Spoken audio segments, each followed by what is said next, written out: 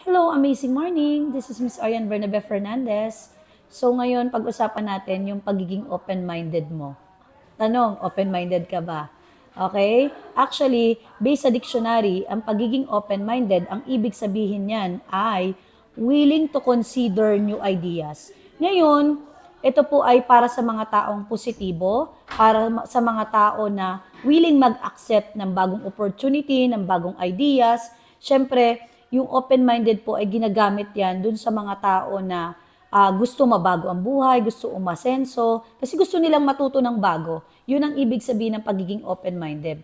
Okay, na madalas hindi natin naiintindihan, kaya minsan parang nakakatawa, open-minded ka ba? Pero alam mo ba, ang mga kakilala ko na successful sa buhay nila ay naging open-minded sila sa mga opportunity at ideas na nagbigay sa kanila ng chance para umasenso sa buhay. Kaya kung ikaw may chance ka, 'di ba? Nabigyan ng opportunity, mag-open mind ka din.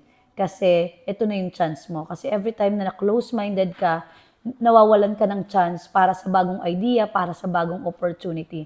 Tandaan mo, sa buhay, kailangan maging open ka lang lagi.